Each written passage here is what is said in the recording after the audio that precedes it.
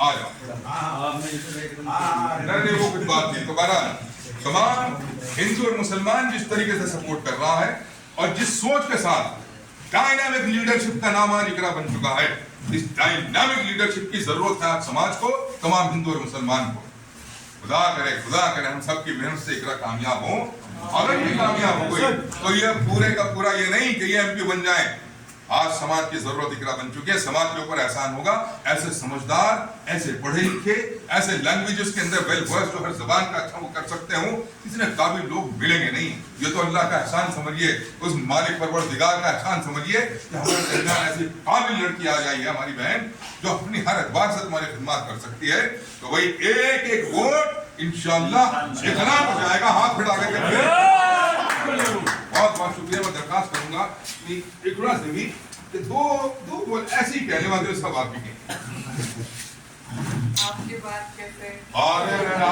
आप देखो, जब हमने सबसे बड़ा कौन लीडर, अल्लाह तो है ही, सबसे बड़ा कौन आप जो हमारे लीडर है, तो उसमें उम्र का तकाजा क्या खड़े हुई है।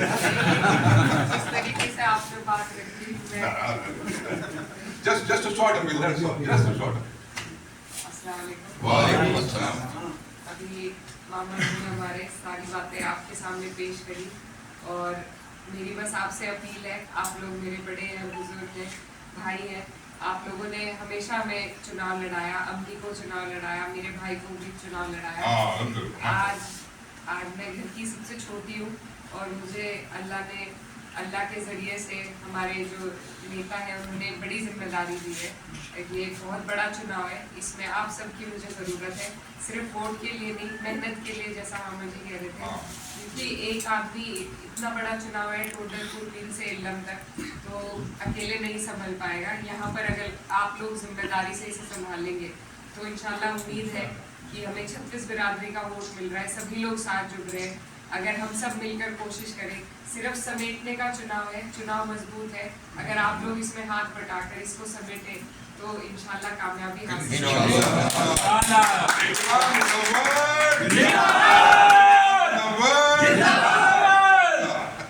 बस आपसे यही गुजारिश है कि आने वाली 19 को आप लोग सभी वोट परसेंटेज पर थोड़ा ध्यान दें कि अपने गली में, अपने मोहल्ले में, अपने पड़ोस में जितने भी वोट हमारे हैं उन पर ध्यान दिया जाए और ज़्यादा से ज़्यादा हम कोशिश करें अपनी परसेंटेज बढ़ाने की।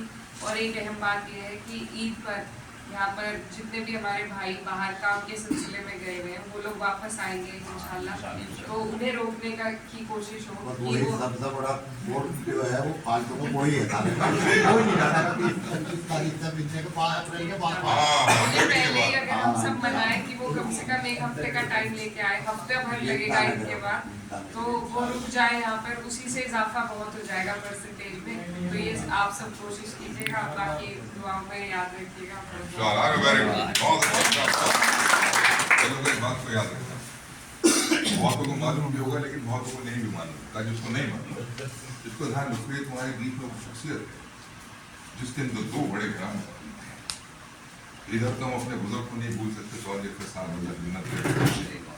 पूरे इलाके में जैसे उनके साथ मोहब्बत है वफा निभाई, और जिस तरीके से उन्होंने पूरे इलाके के साथ अपना ताल्लुक और मोहब्बत एक बड़ापन निभाया है, उस घर का खून इस बच्ची के अंदर। और दूसरी तरफ वो घराना है कि जिसके अंदर चिराग लेके ढूंढो तो शायद ऐसा घराना हिंदुस्तान में मिलना मुश्किल है। दादा जो थे चौधरी अख्तर साहब एमपी, मतलब जो बाकी औहदे हैं वो तो है ही, मैं सिर्फ बड़े की बात कर रहा हूँ एमपी।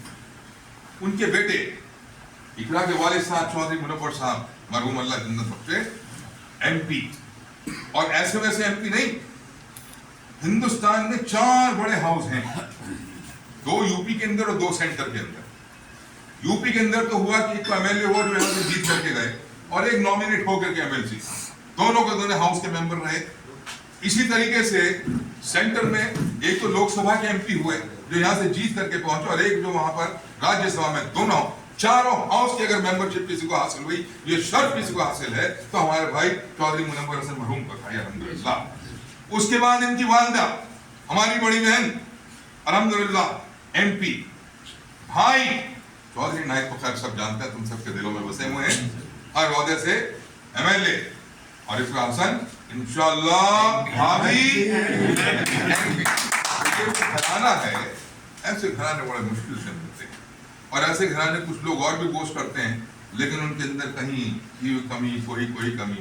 चिराग लेके और कोई भी हो, जरा कमी ढूंढने की कोशिश करना मेरा चैलेंज है, इंशाल्लाह नहीं मिलेगा। आजकल के दौर के अंदर किसी पर ताकतें आ जाएं इस किस्म की तो दिमाग खराब हो जाता है। सादगी का मुजस्समा। आजकल के दौर के अंदर कोई बाहर जाए बड़े ओहदों पर तो जहन के अंदर वो आइडियाज और काबिलियत की कमी हो जाती है। तमाम काबिलियत से भरपूर, यहाँ से लेके विलायत तक की तालीम, मतलब हर पहलू पर घराना, तो वही सबको मिल करके अपने घराने को बचाना नहीं बढ़ाना है भाई।